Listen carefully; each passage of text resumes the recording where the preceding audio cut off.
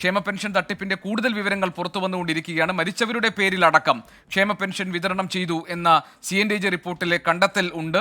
വിധവാ പെൻഷനും അവിവാഹിതർക്കുള്ള പെൻഷനും ഒന്നിച്ചു വാങ്ങുന്നവരുണ്ട് എന്നുമാണ് ഈ റിപ്പോർട്ടിൽ പറയുന്നത്. 24 എക്സ്ക്ലൂസീവ് വിവരങ്ങളാണ് ഈ പുറത്തു വരുന്നത്. ഉമേഷ് ബാലകൃഷ്ണൻ കൂടുതൽ വിശദാംശങ്ങളുമായി നമുക്കൊപ്പം ചേരും.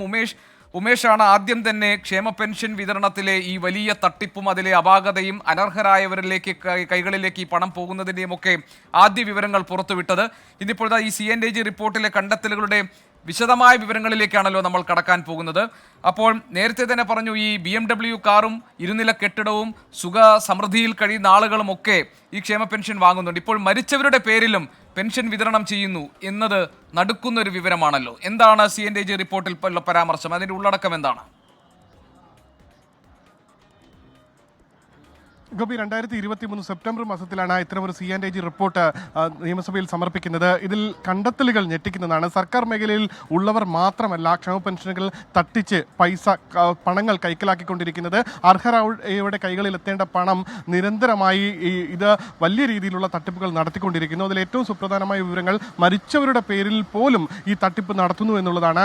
CNDG നടത്തിയ പ്രാഥമിക പരിശോധന, CNDG നടത്തിയതിൽ സർവേ മാത്രമാണ് എല്ലാ പെൻഷൻ വാങ്ങുന്നത്. അതായത് 62 ലക്ഷത്തിലധികം പേരെയും ഒന്നിച്ച് കണ്ടെത്തിയല്ല CNDG ഇത്തരമൊരു റിപ്പോർട്ടിലേക്ക് പോയത്. അതിൽ തന്നെ മരിച്ചവരുടെ പട്ടികയായ 4039 പേരുടെ പട്ടിക CNDG പരിശോധിച്ചു. അതിൽ പറഞ്ഞിരിക്കുന്നത് 1698 പേർ, അതായത് 40% പേർ ഇത്തരത്തിൽ മരിച്ചു കഴിഞ്ഞ ശേഷവും റിപ്പോർട്ട് ചെയ്ത ശേഷവും മരിച്ച കാര്യം തദ്ദേശ സ്ഥാപനങ്ങൾക്ക് റിപ്പോർട്ട് ചെയ്തു. ആ കണക്ക് വെരിഫൈ ചെയ്യുമ്പോഴാണ് അതിൽ തന്നെ 1698 പേരുടെ പേരിൽ ബന്ധുക്കളോ അല്ലെങ്കിൽ നേരിട്ട് പെൻഷൻ വിതരണം ചെയ്യുന്ന ഏജന്റുമാരോ ഈ പണം കൈക്കലാക്കുന്നു എന്നാണ് CNDGയുടെ കണ്ടെത്തൽ. ഇത് ഏറ്റവും കൂടുതൽ തട്ടിപ്പ് നടക്കുന്നത് ഈ ഡയറക്റ്റ് ടു ബെനിഫിറ്റർ എന്ന രീതിയിൽ നേരിട്ട് കൈകളിൽ എത്തിക്കുന്ന പെൻഷൻ വിതരണം ചെയ്യുന്ന ഘട്ടങ്ങളിലാണ് എന്നാണ് CNDGയുടെ നിരീക്ഷണം. ഇതിൽ മാത്രം, അതായത് മരിച്ചവരുടെ പേരിൽ ഈ 4039 പേരുടെ വിവരങ്ങൾ മാത്രം പരിശോധിച്ചതിൽ മാത്രം 2,63 ലക്ഷം രൂപയാണ് സർക്കാരിന് 2023 വരെ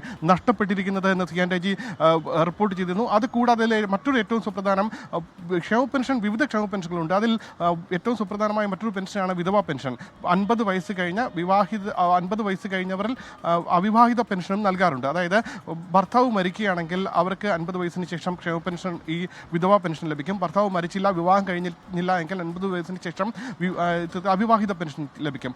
ഇത് രണ്ടും ഒന്നിച്ച് വാങ്ങുന്നവർ നമുക്ക് ചുറ്റുമുണ്ട്. അതായത് വിവാഹം കഴിച്ചിട്ടില്ല എന്ന് പറഞ്ഞ പെൻഷൻ വാങ്ങുന്നു, ഭർത്താവ് മരിച്ചു എന്ന് പറഞ്ഞ പെൻഷൻ വാങ്ങുന്നു. ഈ രീതിയിലുള്ള പെൻഷൻ തട്ടിപ്പും ഈ പെൻഷൻ തട്ടിപ്പുണ്ട്. അത് 13 കേസുകളാണ്. ചെറിയൊരു സാമ്പിൾ സർവേ നടത്തിയപ്പോൾ അതിൽ നിന്ന് മാത്രം കണ്ടെത്തിയത് 13 പേർ വിവാഹം കഴിഞ്ഞ ശേഷം ഭർത്താവ് മരിച്ചു എന്ന് കാണിച്ച് വിധവാ പെൻഷനും വിവാഹം കഴിച്ചിട്ടില്ല എന്ന് പറഞ്ഞ പെൻഷനും വാങ്ങുന്നു. ഒരേ സമയം 2 പെൻഷൻ കൈപ്പറ്റുന്നു എന്നുള്ളത്.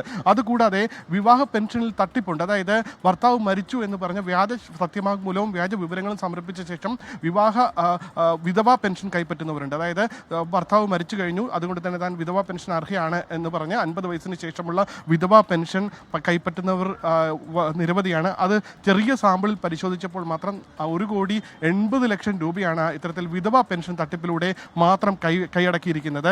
കൂടാതെ അങ്ങനെയാണെങ്കിൽ ഇതൊരു വലിയ തട്ടിപ്പിന്റെ വിവരങ്ങളാണല്ലോ ഉമേഷ് ബാലകൃഷ്ണൻ പുറത്തു വന്നുകൊണ്ടിരിക്കുന്നത്. വിധവാ പെൻഷനിലെ തട്ടിപ്പ് മാത്രം, അതും വളരെ സാമ്പിളിംഗ് എടുത്ത് പരിശോധിച്ചതിൽ നിന്ന് 1,80,00,000 രൂപയുടെ തട്ടിപ്പ് നടന്നതായി CNDG റിപ്പോർട്ടിൽ പരാമർശമുണ്ട്. 2023 സെപ്റ്റംബറിൽ സമർപ്പിച്ച ഈ റിപ്പോർട്ടിൽ പറയുന്നത് 1,80,00,000 രൂപ വിധവാ പെൻഷന്റെ പേരിൽ നടത്തിയിട്ടുള്ള തട്ടിപ്പാണ്. മരിച്ചവരുടെ പേരിൽ പെൻഷൻ വാങ്ങുന്നു. അങ്ങനെ ഏതാണ്ട് 2,63,00,000 രൂപയുടെ തട്ടിപ്പ് വേറെ നടന്നിട്ടുണ്ട് എന്ന് പറയുമ്പോൾ ഉമേഷ്, ഓരോരോ മേഖലകൾ, അതായത് ഇതിപ്പോൾ വളരെ ഒരു സാമ്പിൾ സൈസിലായിരിക്കും ഈ അന്വേഷണം അവർ നടത്തിയിട്ടുള്ളത് എന്നാണല്ലോ ഉമേഷ് പറഞ്ഞത്. അതായത് പെൻഷൻ അർഹരായിട്ടുള്ള 62 ലക്ഷം പേരെയും കണ്ടിട്ടല്ല, അതിലെ ഒരു വിഭാഗത്തെ എടുത്ത് നടത്തിയിട്ടുള്ള പരിശോധനയിൽ തന്നെ ഇത്ര വലിയ തട്ടിപ്പ് നടന്നിട്ടുണ്ട് എന്ന് പറയുമ്പോൾ ഈ തട്ടിപ്പിന്റെ വ്യാപ്തി വളരെ വലുതാണ്. സർക്കാർ സംവിധാനങ്ങളിലെ വലിയ വീഴ്ചയുടെ ഏറ്റവും വലിയ ഉദാഹരണമായി ഇത് മാറുന്നു. ഉദ്യോഗസ്ഥ തലത്തിലെ വലിയൊരു ലോബി ഇതിന് പിന്നിൽ പ്രവർത്തിച്ചിട്ടുണ്ട് എന്ന് വ്യക്തമാകുന്നു. എന്ന് പറഞ്ഞാൽ ഒരു സമ്പൂർണ്ണ ശുദ്ധീകരണം എന്നത് സർക്കാരിനെ സംബന്ധിച്ച് വളരെ പണിപ്പെട്ട് നടത്തേണ്ടി വരുന്ന ഒന്നായി മാറും.